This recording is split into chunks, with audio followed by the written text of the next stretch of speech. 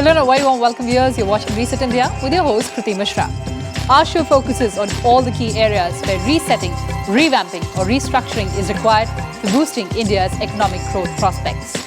As world celebrated International Women's Day, let's track the growth of women entrepreneurs in India.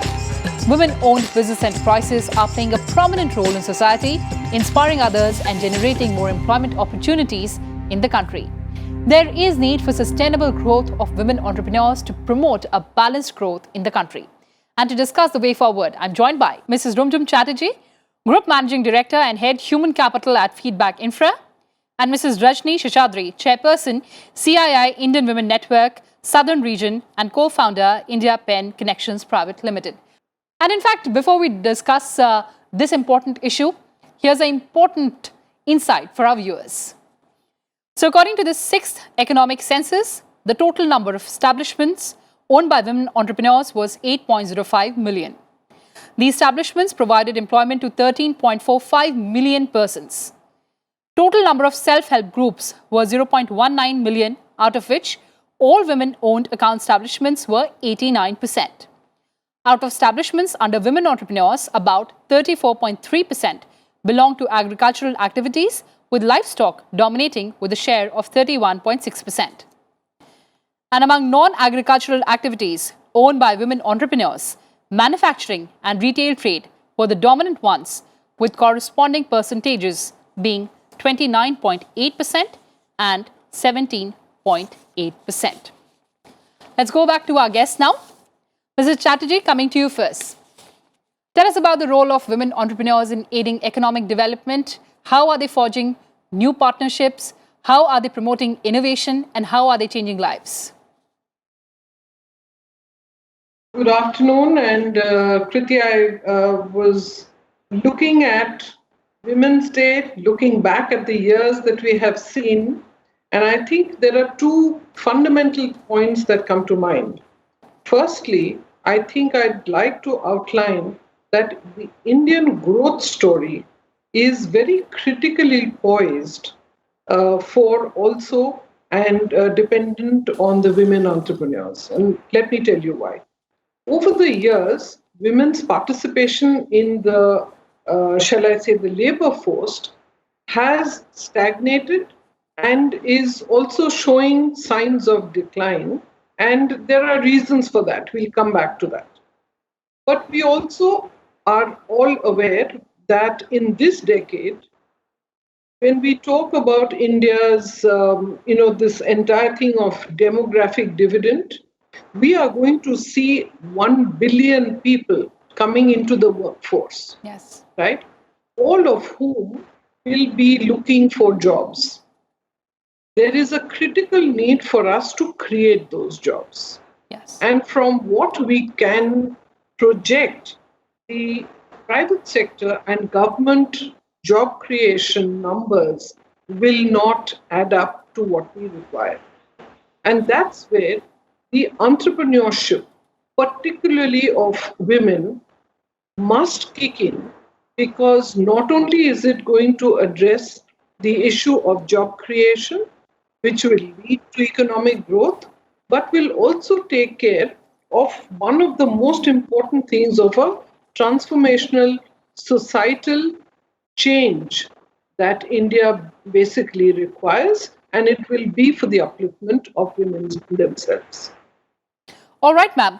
Let me take that to Rajani ji. Rajani ji, talking about the policy interventions, of course, under Startup India and also Stand Up India, women entrepreneurs can get loan from 10 lakh to 1 crore from scheduled commercial banks. And of course, there's data which says over 81% account holders are women as on February 17th, 2020. Also, more than 16,000 crore has been sanctioned under the Startup India scheme. How are these schemes faring for women entrepreneurs? Kitty, one of the things that I found as part of the Indian Women Network when we talk to women entrepreneurs is there are so many schemes, there are so many ways of getting financing. Most of them are not aware of those methods. Yes. And there's a multiplicity of schemes at the state level, at the central level. Intentions are good, The banks are willing to support women entrepreneurs. However, the information is not reaching the person who would benefit from all these schemes. I think we need to mount an education and awareness campaign so that they become aware of it, they can make the best use of these schemes, and thereby actually make the two things meet, right? The policy intent and the execution on the ground. All right, so the policy intent and execution on the ground. Rumjhum ji, as she said, the intention is good. There are plethora of schemes, but how do we create that awareness among budding women entrepreneurs? We've been dealing with a lot of women entrepreneurs as part of CII's several programs. One of the things, and I think a lot of research has also brought this out, that the dissemination through online has its own, shall I say, drawbacks. Because if you are doing online, access to technology as far as grassroots women entrepreneurs is concerned has been low. It is on the rise, but we can do a lot more, right? So first and foremost, we have to look at the entire problem from both the angle of social, shall I say, slight gender bias that still exists, and therefore the one mobile phone in the family will be owned and kept with the man. There are issues of that. There is also the issue of the woman, while she may have access, may have limited access to technology. Because please remember that childcare, family support, all of that is still the basic responsibility of the women, right? So we have to look at ways and means of reaching this information, getting people to directly interact with these entrepreneurs, because for those that we have interacted with, we found great success, right? And the women themselves can also be great mentors to other women entrepreneurs and take that whole thing rolling. But the first time around, we have to do much more in terms of reaching out to them and handholding them for a while till they come, are feeling a lot more settled in that. Since you talked about hand-holding women entrepreneurs, I'd also like to talk about small women entrepreneurs. Rajani, of course, here we have to mention the Mudra scheme launched by the government in 2015. And out of over 22.53 crore loans sanctioned till January 31st, 2020, 15.75 crore loans were extended to women entrepreneurs. How do we further reach out to women entrepreneurs? I'll take it from where Rumjhum left off. Like I said before, the intent is there. The schemes are there. We're willing to support all of that. I think we need to go one step further and say, look at it from the point of view of the women entrepreneur to see how does she access the information. The user experience that we talk about in any application, computer application, we talk about UI, UX, the user interface and the user experience. Is it easy for her to access that information? How confusing is it? How clear is it? Does it allow her to ask questions that she is not quite sure about? What the liabilities will be? What will be her responsibilities? All of that. Is there an easy way for her to ask those questions and get those answers? Not necessarily from a human at the other end, but through the system itself. So if we can do that and we can look at it from the point of view of the woman entrepreneur and build our applications to address those challenges, I think we will have a lot better uptake, and the intent of these schemes will be fulfilled. All right, so basically we're talking about the policy interventions. Rumjhum ji, what are the other policy interventions that the government can think of for boosting women entrepreneurship in India? I think one of the things that I feel will help us to not only identify the women entrepreneurs, but also ensure that at least a large number is taking their businesses to scale. That's how job creation will happen. That's how we will be able to get more entrepreneurs also coming into the fold. So for that, I think there is a very significant requirement of handholding support. Uh, while the grassroots entrepreneur may be a great initiator of an entrepreneurship, how do we make sure that that reaches scale? We have been working with a handful of such women entrepreneurs as part of CIS program. The first step is to identify such entrepreneurs who may be at a very nascent stage of their enterprise right now. We have to, and we do that through identifying NGOs who are already working with them, right? So the whole network of the NGOs reaching out to the grassroots entrepreneurs, then from them attaching mentors and building their capacity so that they can take their businesses to the next scale. A lot of effort needs to also go into promoting them. You have to give them the platforms from where they can actually grow those businesses. Yes. Sitting on their own, they cannot do that. And therefore, all those elements have to fall in place, right? How much of that is a policy intervention? I don't know. I think policy-wise, we have it all. It's just the implementation support. It's the capacity building. It is making sure that all the ecosystem for the grassroots entrepreneurs is well and can be improved. All right, so basically we've talked about access to credit, we've talked about identifying entrepreneurs, but Rajani ji, there's another important aspect, as she was pointing out, about market access.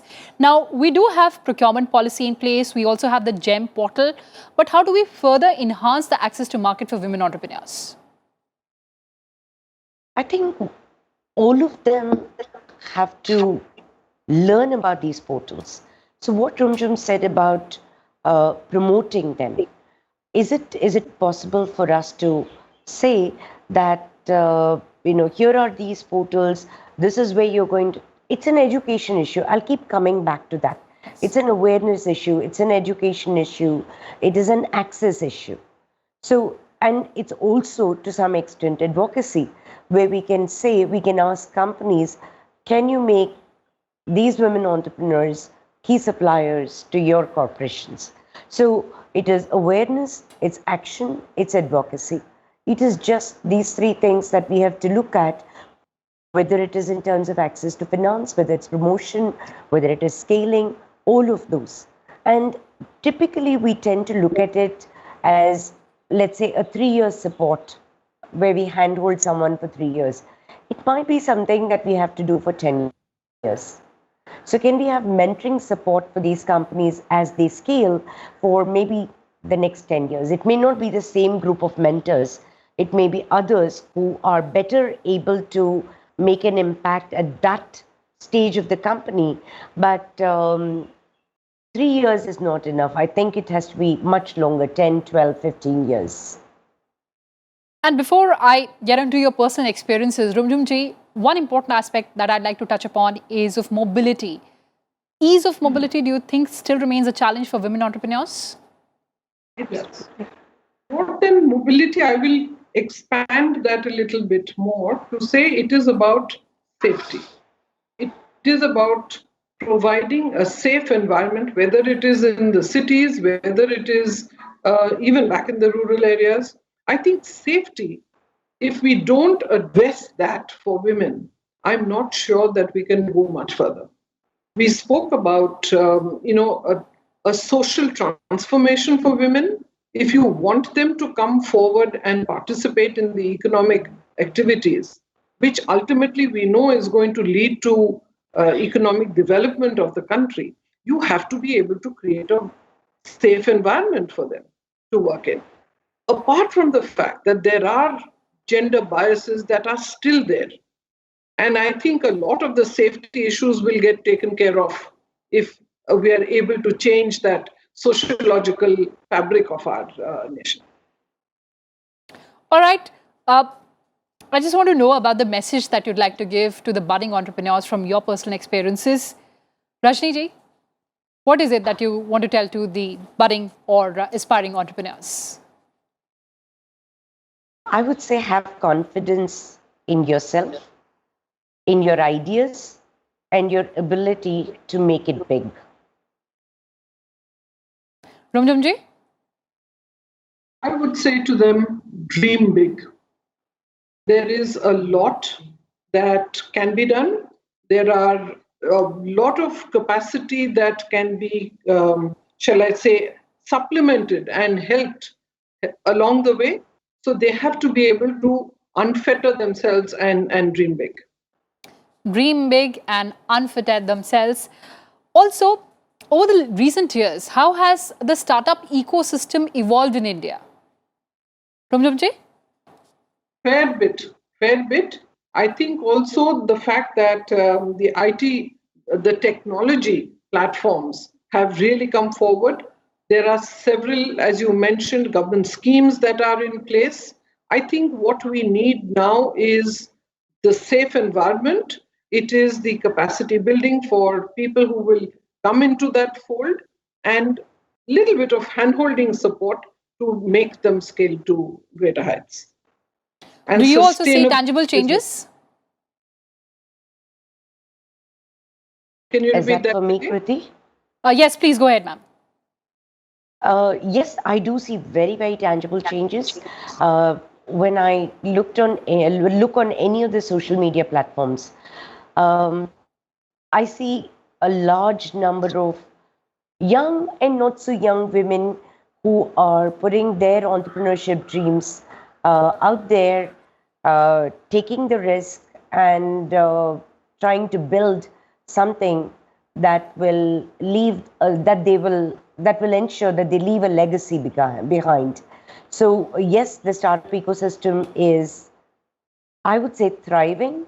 I think we need to go one step further and look at venture capital, look at private equity, all of that, so that when these women entrepreneurs scale, there is a support system in place for them. All right, before we end this conversation, closing comments from both my guests. Rumjhum ji, women entrepreneurs in New India.